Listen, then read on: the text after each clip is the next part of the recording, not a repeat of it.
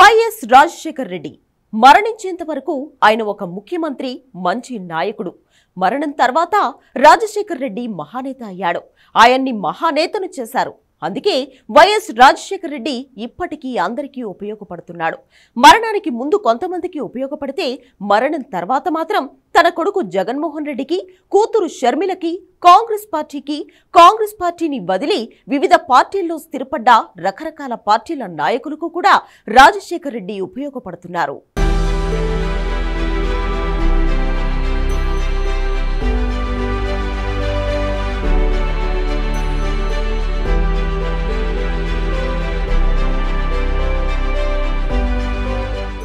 రాజశేఖర్ రెడ్డి పేరు చెప్పుకోవడం, ఆయన అనుచరులమని చాటుకోవడం, ఆయన వారసులుగా ప్రకటించుకోవడం, వైఎస్ వారసత్వాన్ని కొనసాగిస్తామని ప్రతిజ్ఞలు చేయడం, తద్వారా ఎన్నికల్లో లాభపడడం, ఇవన్నీ గడిచిన 14 ఏళ్లుగా జరుగుతూనే ఉన్నాయి. రాజశేఖర్ రెడ్డి ఫోటోలు కూడా అరగదీసిన వ్యక్తి ఆయన కొడుకు జగన్మోహన్ రెడ్డి. రాజశేఖర్ రెడ్డి చనిపోగానే ఆయన సీఎం కుర్చీలో తాను కూర్చుంటానని ప్రతిజ్ఞ చేసి కాంగ్రెస్ అధిష్టానంతో గొడవపడి చివరకు సొంత పార్టీ పెట్టి జైలుకెళ్లి తిరిగొచ్చి ముఖ్యమంత్రి అయ్యాడు జగన్.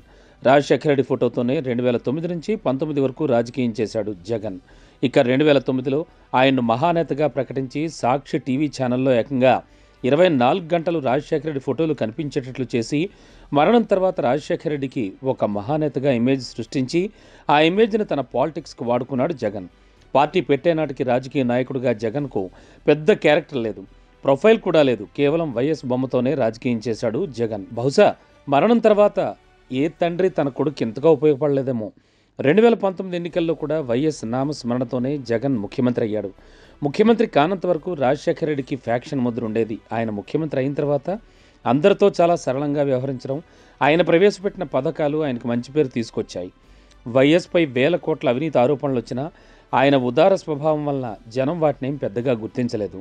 మరణం తర్వాత రాజశేఖర రెడ్డి మహానేతగా ఎదిగిపోయారు. అలా ప్రచారం చేశారు జగన్మోహన్ రెడ్డి, ఆయన కుటుంబం.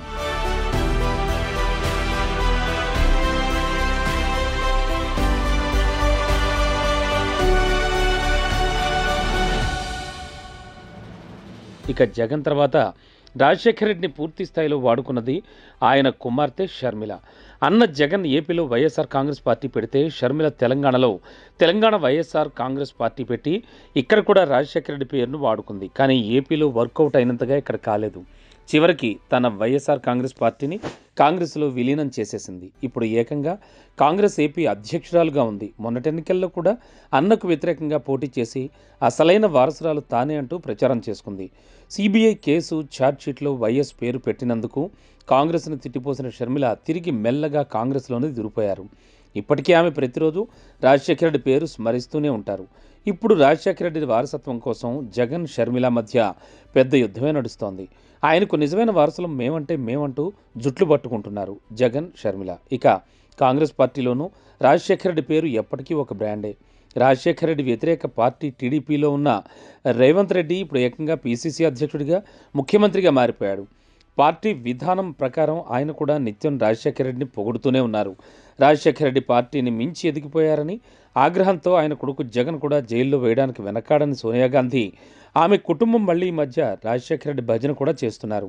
రాజశేఖర రెడ్డి రాజకీయ ప్రత్యర్థి, ఆ జన్మాంత శత్రువు అయిన చంద్రబాబు నాయుడు కూడా ఎందుకైనా మంచిదని రాజశేఖర రెడ్డి భజన చేస్తున్నారు. రాజశేఖర రెడ్డిని పంచెలిప్పి కొడతానని చెప్పిన పవన్ కళ్యాణ్ కూడా పోయినోళ్లంతా మంచోళ్లే అన్న రీతిలో రాజశేఖర రెడ్డిని అప్పుడప్పుడు స్మరిస్తూనే ఉన్నారు. ఎన్టీ రామారావు లాగే రాజశేఖర రెడ్డి మరణానంతరం మహానేత అయ్యారు. అంతేకాదు ఏపీ పాలిటిక్స్లో రాజశేఖర రెడ్డి ఒక బ్రాండ్. అందుకే ఇప్పటికీ కొడుకు, కూతురు, కాంగ్రెస్ పార్టీ నాయకులు అందరూ వైఎస్ రాజశేఖర రెడ్డి బ్రాండ్ను వాడేస్తూనే ఉన్నారు.